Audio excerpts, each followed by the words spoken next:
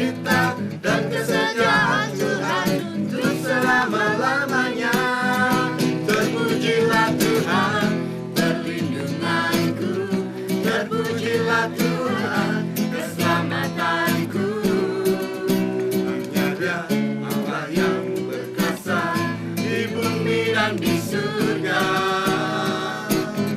Terpujilah Tuhan, perlindunganku. Terpujilah Tuhan, keselamatanku.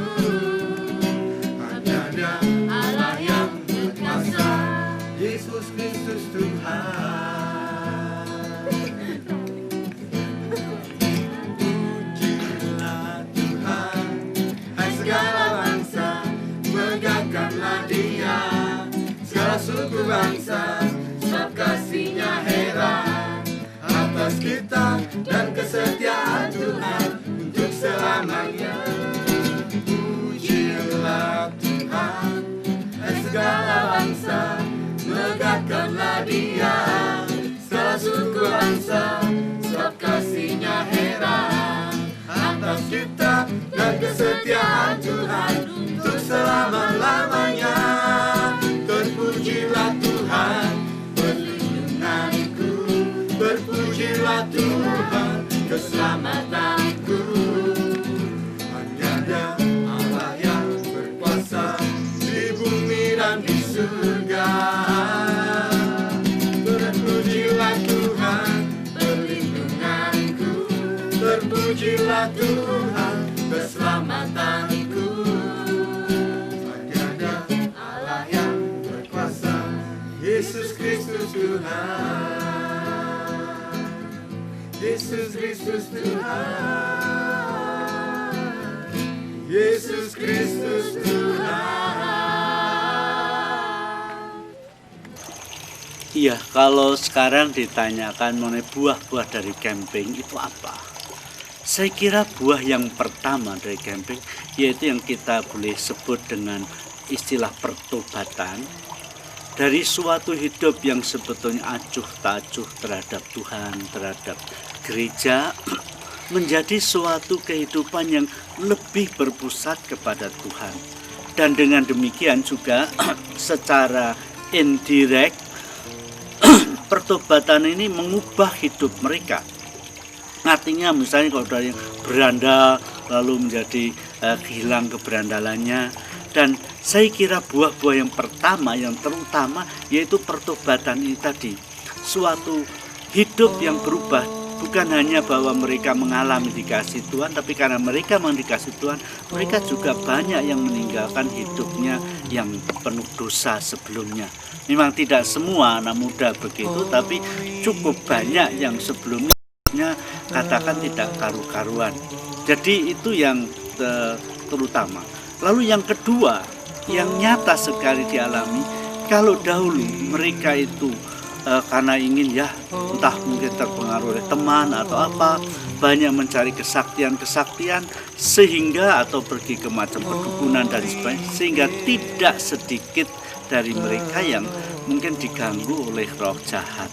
Nah, itu semua mendapatkan pelepasannya atau dibebaskan selama masa camping itu, sehingga ada saat-saat tahun-tahun tertentu cukup banyak yang perlu dibebaskan. Nah, ini suster dan fraternya betul-betul dan panitianya betul-betul kewalahan. Tapi ada saat-saat itu sedikit, cuma beberapa saja, tapi selalu ada. Jadi buah yang utama memang tadi pertobatan, pembaharuan hidup. Sedangkan yang kedua tadi kuasa-kuasa kegelapan. Ya, ini pun kalau dilihat sebetulnya ini merupakan suatu mukjizat yang paling besar sebetulnya. Perubahan dari hidup yang kadang-kadang penuh ketakutan, penuh bimbangan, kadang-kadang juga ada depresi dan sebagainya. Mereka disembuhkan di sini, ya itu yang paling menyolok. Mengapa? Karena dari segi fisik biasanya anak-anak muda itu ya umumnya secara fisik masih ya rata-rata sehat-sehat semua. Jadi tidak ada atau jarang sekali penyembuhan fisik yang terjadi selama camping ini. Walaupun ada selalu ada. Tapi biasanya mereka yang sakit parah itu tidak ikut camping kan, tidak bisa. Tapi mereka mengalami penyembuhan pada waktu ada misa penyembuhan atau doa-doa penyembuhan. Tapi selama camping sendiri rata-rata yang datang itu yang secara fisik sehat. Kalau secara rohani ya tidak. Banyak yang tidak sehat. Tapi secara fisik itu. Dan juga seringkali lewat ke dalam camping itu ada penyembuhan batin, ada pembasuhan kaki dan lain-lain. Di situ kita mengalami sebetulnya penyembuhan yang besar. Mereka yang dulunya bentrok terus dengan keluarganya, dengan orang tuanya, terus banyak diperdamaikan kembali. Memang tidak semuanya ya, tapi saya kira sebagian besar mereka mengalami perdamaian kembali dengan orang tuanya. Mereka bisa memaafkan orang tuanya atau mereka minta maaf pada orang tuanya, jadi ada perdamaian kembali itu. Dan ini saya kira dari segi buah-buah yang bisa diamati dari kehidupan. Jadi kesimpulannya buah-buahnya itu lebih terlihat pada bidang-bidang rohani dan bidang kehidupan emosional, kehidupan psikologis mereka. Dan sebetulnya ini yang paling penting sebetulnya dari penyembuhan dalam bidang rohani ini. Sedangkan penyembuhan fisik saya kira memang lebih jarang, walaupun selalu ada penyembuhan fisik kecil-kecilan itu selalu ada. Tetapi yang pokok yaitu penyembuhan rohani dan ya. Lalu kalau sekarang setelah melihat demikian, berhubung dengan tahun jubileum ini, seperti kita ketahui tahun jubileum adalah tahun rahmat yang khusus, maka juga ini merupakan kesempatan bagi kita mulai dari hari ini masih ada setengah tahun untuk merayakan tahun jubileum itu. Maka dengan demikian tahun jubileum ini merupakan suatu kesempatan istimewa untuk memperoleh rahmat Allah, khususnya rahmat-rahmat pertobatan, sehingga kita betul-betul boleh mengalami bahwa Allah sungguh-sungguh hidup dan mereka boleh mengalami kuasa Tuhan itu. Jadi mendapat rahmat pertobatan yang sejati ini untuk tahun jubileum ini. Dan ini bagi saudara-saudara yang sudah pernah mengikuti camping ini, peliharalah api Roh Kudus yang telah dinyalakan Tuhan dalam dirimu. Sebab api Roh Kudus ini yang telah dinyalakan Tuhan dalam hatimu, kalau dipelihara lama-lama akan menjadi padam. Tetapi harus dipelihara supaya bukannya makin hari makin kecil, tapi dengan dipelihara makin hari makin berkobar tinggi. Dan cara memelihara ini yaitu lewat pembacaan kitab suci yang teratur, mendengarkan firman Tuhan. Karena firman Tuhan itu ada roh dan kehidupan, dan karena itu bisa menyalakan api. Terus saja lewat doa.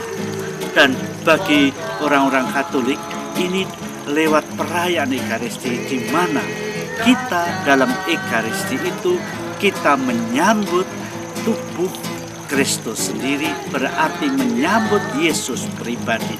Yesus yang bersabda, barang siapa makan dagingku dan minum darahku, aku akan tinggal dalam dia dan dia tinggal dalam aku. Dan barang siapa makan dagingku akan memiliki hidup yang kekal, hidup selamanya. Jadi inilah cara memelihara api Roh Kudus, cinta kasih Allah yang diberikan itu. Memang hidup kita di dunia adalah suatu perjuangan, tetapi kita berjuang bukan sebagai orang yang tidak tahu bagaimana hasilnya, tapi kita berjuang sebagai orang mempunyai keyakinan bahwa saya tidak berjuang sendiri, saya berjuang bersama Kristus. Asal saya tidak meninggalkan Kristus, saya tetap pegang dengan Kristus, saya pasti akan menang. Jadi berbeda, ini perjuangan kita dengan penuh keyakinan. Saya akan menang kalau saya berpegang pada Kristus. Jadi ini, karena itu saudara-saudaraku yang terkasih, peliharalah api Roh Kudus yang telah dinyalakan Allah di dalam hatimu. Dan bagi saudara saya yang lain yang belum pernah mengalami seperti dikatakan Yesus pada murid, marilah dan lihatlah, dan kamu akan mengalami sendiri betapa kamu juga berharga bagi Tuhan, dan betapa kamu akan bisa mengalami kasih Allah seperti yang lain itu mengalaminya. Mengapa harus kamu yang harus menjadi kekecualian? Oh, sekian banyak dari saudara-saudara bisa mengalami itu, mengapa kamu tidak bisa mengalami? Janganlah kamu menjadi kekecualian, karena sesungguhnya juga Tuhan memanggilmu, Tuhan mengenalmu sebelum engkau dikandung ibumu. Tuhan sudah mengerti dan Tuhan memanggilmu, marilah datanglah kepadaku, dan aku akan menyegarkan kamu, dan kamu akan mengalami bahwa Yesus Kristus betul-betul hidup sekarang ini, saat ini. Dia bisa menyapamu, dia bisa memberi arti yang baru untuk hidupmu.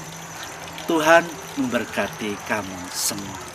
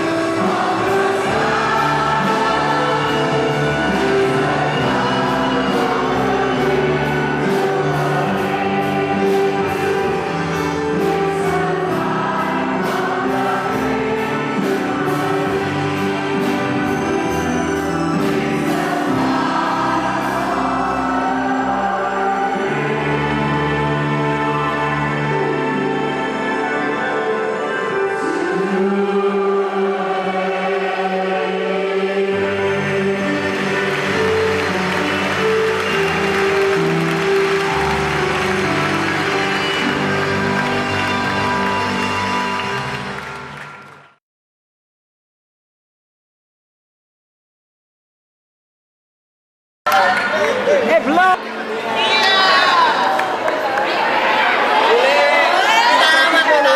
Ya Badina loh.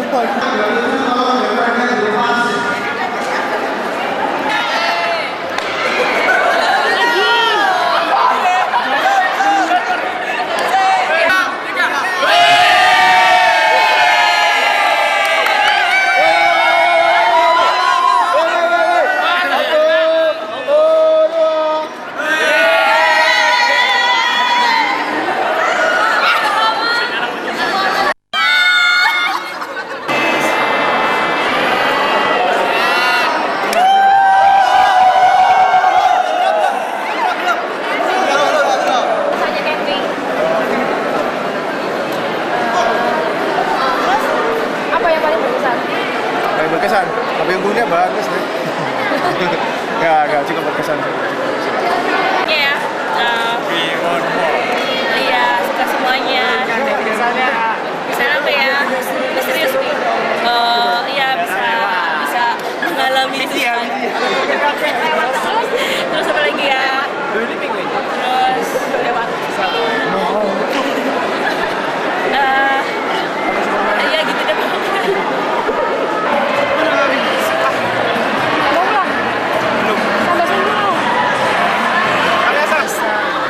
Antaranya saya rasa juga ada hambatan, ada gangguan sedikit juga ya. Tetapi yang saya kagum itu masih mereka sangat terbuka. Mereka cerita segala-galanya. Dan satu hal yang saya lihat itu mereka juga banyak hati keras. Tetapi mereka mengakui itu dan ternyata setelah didoakan mereka juga ada hal. Dan banyak juga yang cerita kepada saya bahwa camping tahun ini mereka lebih rasa daripada camping-camping kali lalu. Mereka rasakan sekali kehadiran Allah. Memang mereka sudah ikut camping beberapa kali, tetapi kali ini rahmatnya jauh lebih besar. Mereka juga rasa rahmat pertobatan, jamahan, pembaharuan. Ada yang mengatakan mereka sudah kenal Tuhan Yesus sebelumnya, tetapi dalam camping itu mereka rasa betul